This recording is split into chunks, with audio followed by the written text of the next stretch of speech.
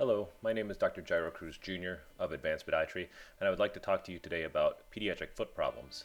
Specifically, I've seen a lot of parents coming in with their small children, ages 5 and under, and they have concerns regarding their child's intoeing of gait, where their toes point inwards as opposed to pointing straight or a little bit outwards. This is actually a fairly common occurrence with children 4 and under.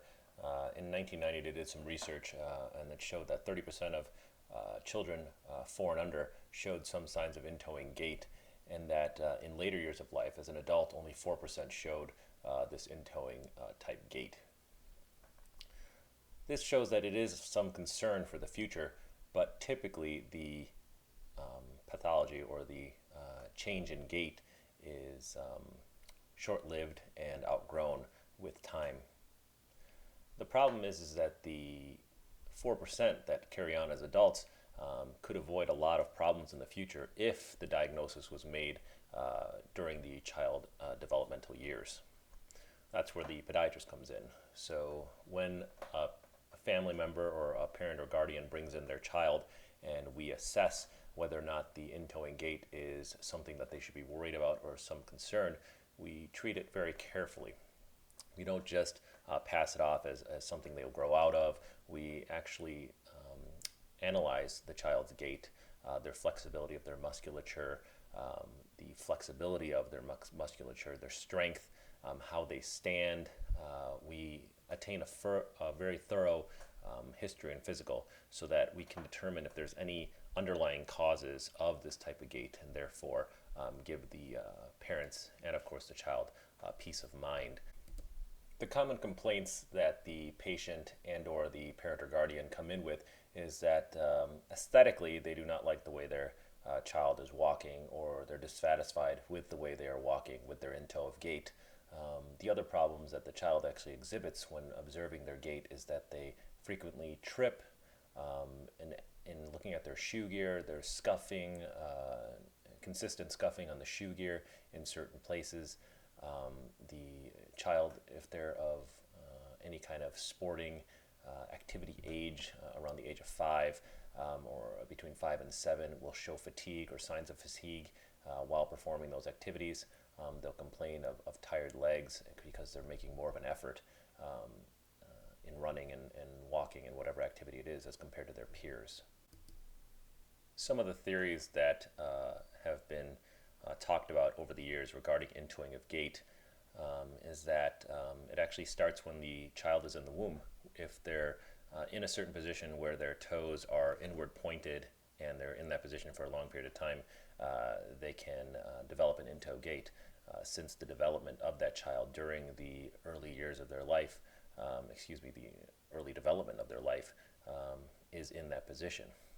Also, what I see a lot of is the way the child sits or kneels, and also sleeps. Some children actually sleep in a contorted position where their legs are underneath their bodies, or they sit with one leg underneath their body, and therefore they're placing a lot of stress and a lot of strain of the foot in an in-toeing type direction. Over time, if the position is held for long periods of time and the patient doesn't stretch out the foot in a normal type way, then a deformity can occur and the intoeing gait can be prevalent. If this is the case, usually if the patient is sitting in a resting position and their feet are out, their toes will automatically drift inward, and you can see the intoeing gait even when they're not walking. But nonetheless, the symptoms are usually seen during gait, where the patient again is tripping and has lack of endurance and is just not performing physical activities like their peers. So when the patient comes in for a visit, again, we analyze their gait, we look at their musculature, we check their flexibility, we check their range of motion of the hips, knees, foot, and ankle, and we analyze these to see whether or not they're within normal limits. If they're within normal limits, then we can say, okay, we have a few choices. Number one, we can still try to support the child with some kind of orthotic device, a custom orthotic device, in order to place the position of the foot in a more corrected position and not have it exhibit those intoeing characteristics when performing their gait cycle. Or we can say, let's give it a couple years and have the parents purchase shoes with some kind of arch support and proper shoe gear so that the foot can be supported in such a way that the intoeing of the feet is not so much is not as prevalent as it is without those types of supportive shoes. In a child of walking age, I will typically place the child in custom molded orthotics in order to preserve the function and the shape of the foot. I think this is the easiest method and the most non-invasive method you can utilize in order to correct any kind of foot deformity or intoeing or mechanical deformity of a child.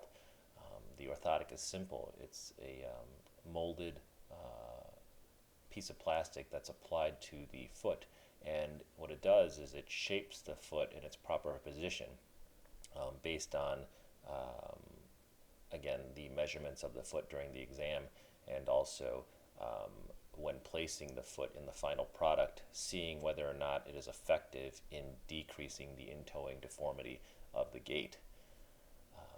Typically, the patients will tolerate this very easily since it is able to be put in shoes. Again, supportive shoes, not sandals or flip-flops, but supportive shoes, be it a dress shoe or a gym shoe, and the child can switch the orthotics from shoe to shoe depending on the activity that they are performing. Again, the orthotic is quite simple. It's made in the office and it's able to be adjusted in the office at any time. So, in my opinion, in having children of my own, I suggest the orthotics be fabricated for the child with any kind of foot deformity. If intoeing is the case, then the custom orthotic will be modified in order to correct that intoeing. I treat the orthotics kind of like glasses or eyeglasses, corrective lenses. With corrective lenses, you usually get an eye exam once a year, and you have your prescription adjusted, or it remains the same. Typically, the orthotics is the same principles. You have the orthotic fabricated when the kids are young age, and over the years, their foot will grow. So the prescription or the shape of the orthotic and the length of the orthotic will change with the child as they progress through life. Typically, in an ideal world, I would suggest that everybody goes into orthotics in order to prevent any kind of abnormal motion of the foot, since research shows over the many years of orthopedic literature that correction of the abnormal foot position will lead to less morbidity or less foot problems in the future. This is quite a simple concept. If we put the foot back where it's supposed to be, it causes less strain over the years, and less strain on the foot creates less strain on the ankle, the knees, the hips, the back, the neck, since everything is connected.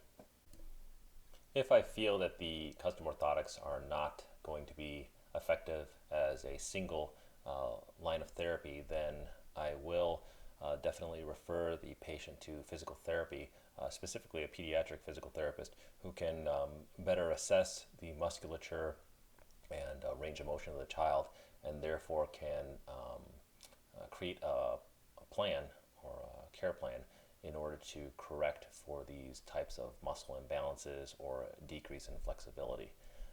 The patient will typically also have the assistance of their parents in order to stretch the patient at home if flexibility is an issue.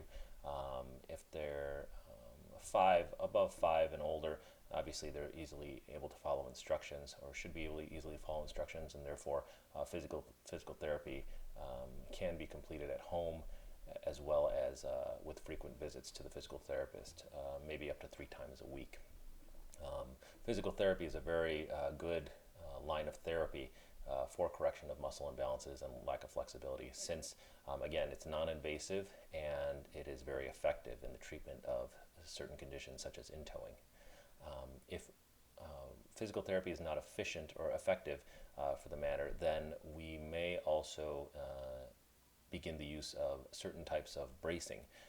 There are many different types of bracing of the foot and ankle in order to prevent certain deformities from being exhibited by the patient. Therefore, we also have resources and close relationships with bracing facilities and prosthetics facilities in order to fabricate these custom braces or over-the-counter braces in order to correct for these problems. If you or a loved one has a child or a pediatric patient that has these types of problems, or any kind of pediatric foot problem that you may notice throughout the years or in early development, please do not hesitate to come in and ask for an appointment, or call for an appointment for your child to be assessed. It is very important that we do diagnose problems early in order to avoid larger problems as an adult. Some people get lucky in the adult years where they do have a pathology as a young child but then never exhibit symptoms later as an adult, but this is not common. If you'd like to make an appointment, please call 813-875-0555. The doctors at Advanced Podiatry will be willing to help any pathology of the foot and ankle and lower extremity. Again, that number is 813-875-0555, and feel free to call and ask any questions. We look forward to treating you and getting you back on your feet.